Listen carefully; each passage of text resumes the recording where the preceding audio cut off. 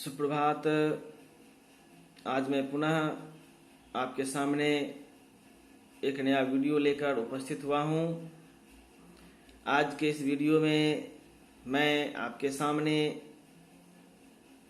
हिंदी प्रतिष्ठा द्वितीय वर्ष के चतुर्थ पत्र में संकलित जन कवि बाबा नागार्जुन द्वारा रचित अत्यंत प्रभावी एवं महत्वपूर्ण कविता आओ रानी हम ढोएंगे पालकी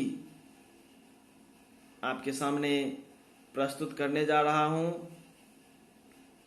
बाबा नागार्जुन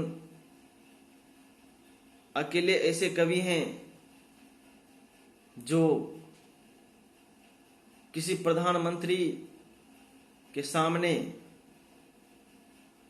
उनकी वास्तविकता को रखने की हिम्मत रखते हैं, उन्हें उनकी कमजोरी से अवगत कराने की क्षमता रखते हैं। तो बाबा नागार्जुन ने इस कविता में रानी शब्द का इस्तेमाल इंदिरा गांधी के लिए किया था। तो उन्होंने इस कविता में अत्यंत व्यंग्यात्मक लहजे में जो राजनीतिक वास्तविकता है, जो लोकतंत्र की वास्तविकता है, स्वतंत्र भारत की राजनीतिक व्यवस्था की जो वास्तविकता है, उसे उन्होंने इस कविता में पूरी तरह से प्रस्तुत करने की कोशिश की है। वे इसमें लिखते हैं, आओ रानी हम ढोएंगे पालकी, यही हुई है राय जवाहरलाल की। वे स्पष्ट शब्दों में बिल्कुल यथार्थपूर्ण भाषा शैली में कहते हैं कि आओ रानी हम ढोएंगे पालकी। हम जो गरीब जनता हैं, जो साधारण जनता हैं, आपके जैसे राजनेताओं की पालकी ढोने के लिए ही हम बने हैं। आओ रानी हम ढोएंगे पालकी, यही हुई है राय जवाहरलाल की। जवाहरलाल की यही राय हुई है, उनकी यही इच्छा है कि हम निरीह प्राणी, निरीह जनता आपकी पालकी को ढोएं। आओ रानी हम ढोएंगे पालकी, यही हुई है राय जवाहरलाल की। रफू करेंगे फटे पुराने जाल की, यही हुई है राय जवाहरलाल की। आओ रानी हम ढोएंगे पालकी। जो फटे पुराने जाल हैं उसका हम रफू करेंगे। जो व्यवस्था है जो फटी पुरानी हो चुकी है, जो लोकतंत्रीय व्यवस्था है, शासन पद्धति है, उसमें जो कमियां हैं, उसमें जो बदहाली की स्थिति है, उसका हम रफू करेंगे। आओ, और यही इच्छा हुई है, यही राय हुई है जवाहरलाल की, हम वही करेंगे। आओ हम तुम्हारी पालकी को ढोएंगे। आओ शाही बैंड बजाएं, आओ बंदर वार सजाएं, खुशियों में डूबे उतराएं, आओ तुमको सैर कराएं, अटकमंड की शिमला नैनीताल की, आओ रानी हम ढोएंगे पालकी। तुम आओ, तुम्हारी पालकी हम ढोएंगे। शाही जो बैंड है उसे बजाएंगे स्वागत में तुम्हारे, और बंदर वार सजाएंगे, आने की राह को सजाएंगे, खुशियों में डूबेंगे, उतराएंगे, तुमको अटकमंड शिमला और नैनीताल की सैर कराएंगे। यही राय हुई है, यही राय जाहिर की है जवाहरलाल ने। आओ तुम्हारे स्वागत में हम हजारों लाखों रुपये खर्च करें, तुम्हारी झूठी गुणगान करें।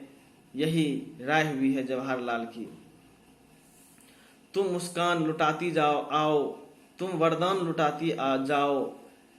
आओ जी चांदी के पथ पर, आओ जी चंदन के रथ पर, कंचन के रथ पर, नजर बिछी है एक एक दिक्पाल की।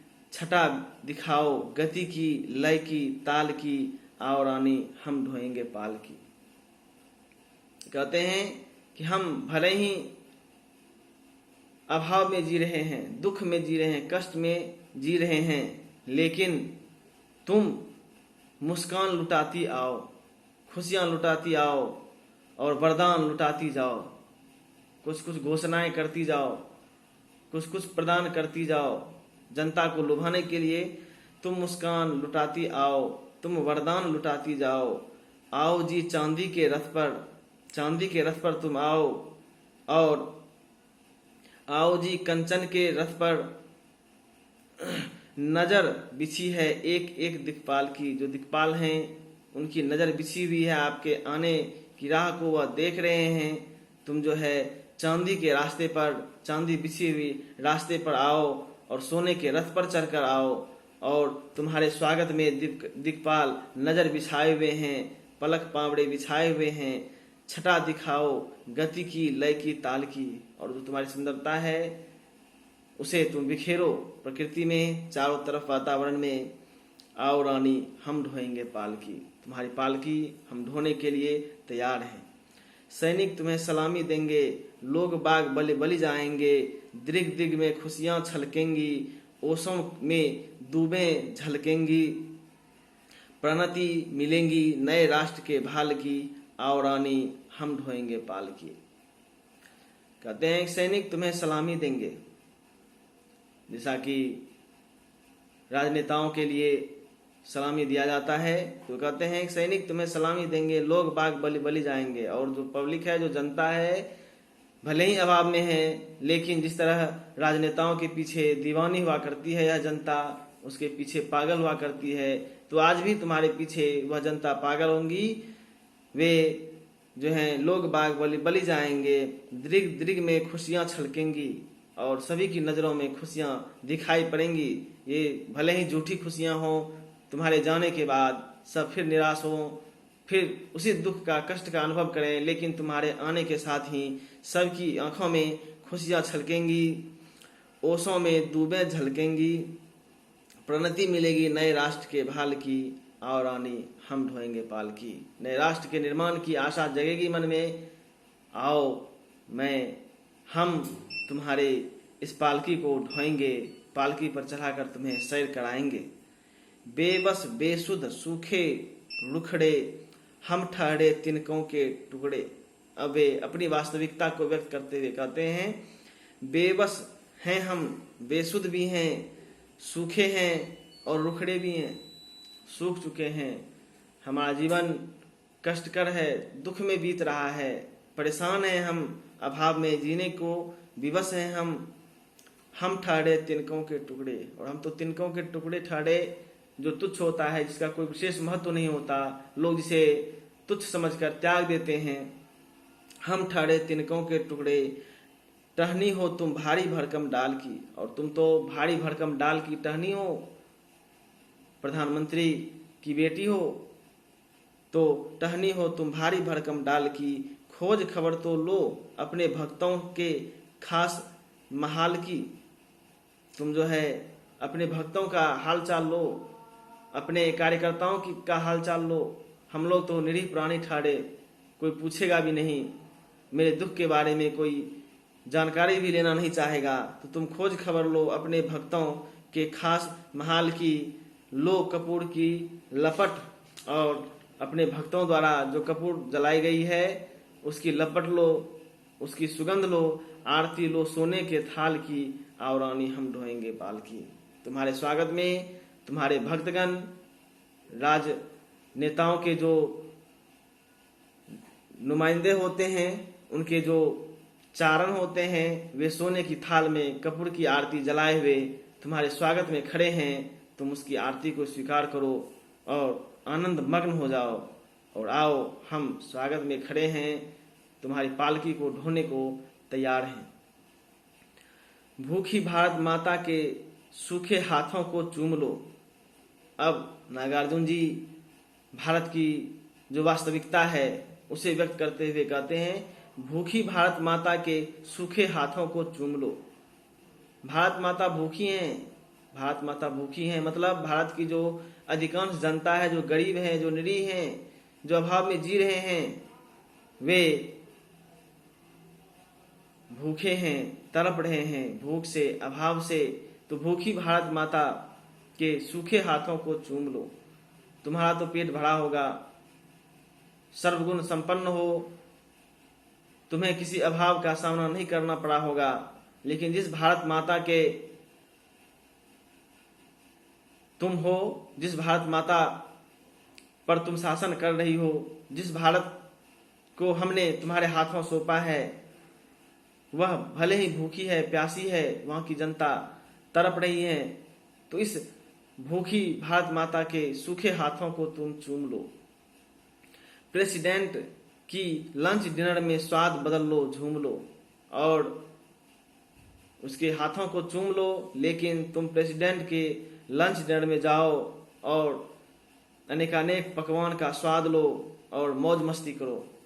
भले ही हम लोग भूखे हैं, प्यासे हैं, लेकिन तुम्हारे लिए अभाव नहीं है, तुम्हें किसी चीज की कमी नहीं है। प्रेसिडेंट लोग तुम्हारे लंच डिनर के लिए वहाँ लालायित हैं, तुम्हें उसमें शामिल करने के लिए लालायित हैं। जाओ और लंच डिनर करो, अनेक प्रकार के पकवानों का स्वाद लो और मौज मस्ती करो। पद्म भूषणों, भारत रत्नों से उनके उद्गार लो, पार्लियामेंट के प्रतिनिधियों से आदर लो, सत्कार लो। कहते हैं वे प्रेसिडेंट लोग हैं बैठे हुए तुम्हारे स्वागत में और तुम्हें पद्म भूषण, भारत रत्न सबके सब वो प्रदान करने के लिए तैयार हैं। और पार्लियामेंट के जो प्रतिनिधि हैं वे तुम्हारे आदर के लिए, तुम्हारे सत्कार के लिए, तुम्हारे स्वागत के लिए सबके सब लालायित हैं। तुम जाओ और उससे स्वागत करवाओ। मिनिस्टरों से शेक हैंड लो, जनता से जयकार लो, दाएं बाएं खड़े हजारी ऑफिसरों से प्यार लो। दाएं बाएं जो हजारों हजार की संख्या में ऑफिसर खड़े हैं, उनसे प्यार प्राप्त करो और जनता से जयकार सुनो। जनता तुम्हारे जयकार करने के लिए चारों तरफ खड़ी हैं, उनकी जयकार को सुनो, जयकार को ग्रहण करो और ऑफिसरों के प्यार को प्राप्त करो। धन कुबेर उत्सुक दिखेंगे, उनके जरा दुलार लो, होठों को कंपित कर लो, रह रह के कनखी मार लो। कहते हैं जो धन कुबेर हैं, जो तुम्हारी कृपा पर पलते हैं, वे तुम्हें देखने के लिए उत्सुक हैं। जरा उन्हें अपना दर्शन कराओ और उन्हें थोड़ा दुलार प्रदान करो। होठों को कंपित कर लो, रह रह के कनखी मार लो और खुशियों में अपने होठों को तुम कंपित करो और जो है कनखी मार मार कर भी तुम चाहो तो किसी को आनंद प्रदान कर सकती हो, ऐसा भी तुम कर लो। बिजली की यह दीप मालिका, फिर इसे निहार लो। बिजली की जो दीप मालिकाएं तुम्हारे स्वागत में तैयार की गई हैं, उसे तुम घूम घूम कर फिर कर निहार लो, देख लो, उस रोशनी का आनंद प्राप्त कर लो। यह तो नई दिल्ली है, दिल में इसे उतार लो। यह तो नई दिल्ली है, यहाँ के सौंदर्य को, यहाँ की व्यवस्था को, यहाँ का जो माहौल है उसे तुम अपने दिल में उतार लो, यहाँ के सौंदर्य को अपने दिल में उतार लो। एक बात कह दूं मलका, थोड़ी सी लाज उधार लो। हे मलका, मैं एक बात कहना चाहता हूं तुमसे कि थोड़ी सी लाज भी उधार ले लो। इतना चीज तो तुम्हारे स्वागत में है, सब लोग तुम्हारे स्वागत में, सम्मान में जुटे हुए हैं, लेकिन एक चीज की जो कमी है वो मैं सलाह देता हूं तुम्हें कि तुम उसे भी ले लो। तो कहते हैं एक बात कह दूं मलका, थोड़ी सी लाज उधार लो। तुम थोड़ी सी लाज उधार ले लो, क्योंकि इसी की कमी तुम्हारे अंदर है। शेष तो तुम्हारे पास है, सब कुछ है, लेकिन लाज की कमी है। इसलिए तुम थोड़ी सी जो लाज है उसे उधार में ले लो। बापू को मत छोड़ो, अपने पुरखों से उपहार लो। तुम बापू को, जो महात्मा गांधी हैं, उनको मत छोड़ो, अपने पुरखों से उपहार लो, उनसे भी कुछ उपहार लो। हमारे जो महात्मा गांधी हैं, जिन्होंने अपने जीवन को देश की आज़ादी के लिए समर्पित कर दिया, अपनी सारी सुख सुविधाओं को उन्होंने इस देश की आज़ादी के लिए त्याग दिया, और उन्हीं के तुम वंशज हो, वही तुम्हारे पूर्वज हैं। उनसे भी कुछ उपहार लो, कुछ शिक्षा लो कि किस तरह से उन्होंने देश की आज़ादी के लिए अपना सर्वस्व न्यौछावर किया।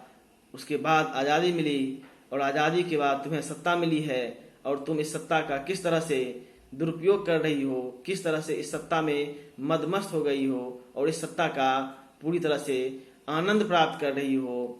जिस गांधी ने इस देश की जनता के लिए, इस देश की जनता के हित के लिए अपना सब कुछ न्यौछावर किया, आज वही जनता परेशान है, भूख से तड़प रही है, अभाव में जीने को मजबूर है।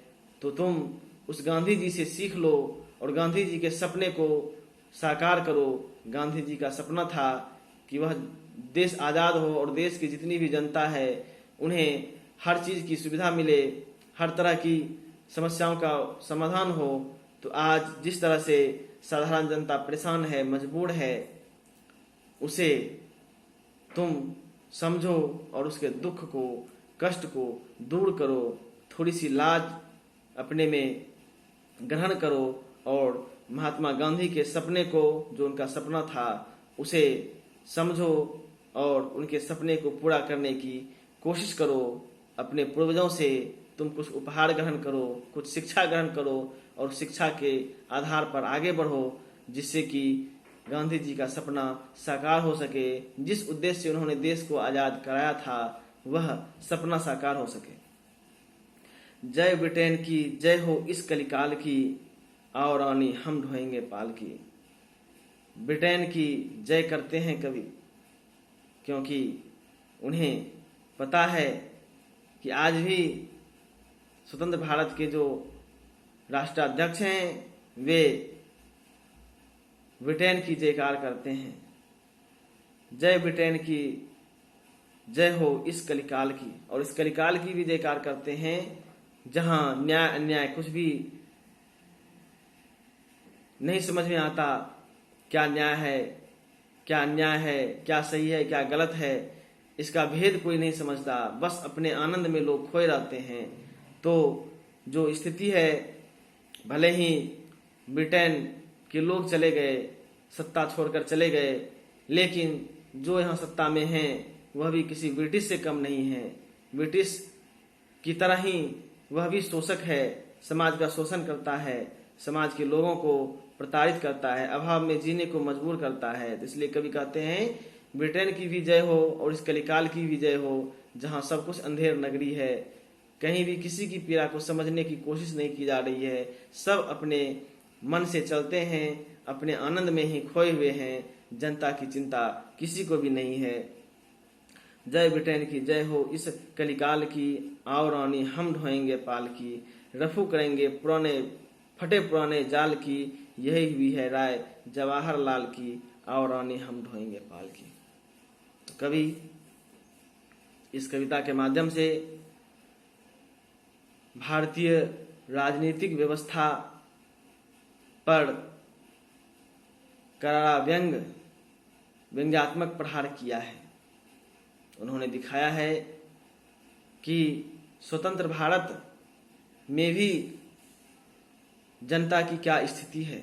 जब हम गुलाम थे तो निश्चित तौर पर अंग्रेजों के शासन में थे, वे मुझे हर तरह से प्रताड़ित करते थे, हमारा शोषण करते थे।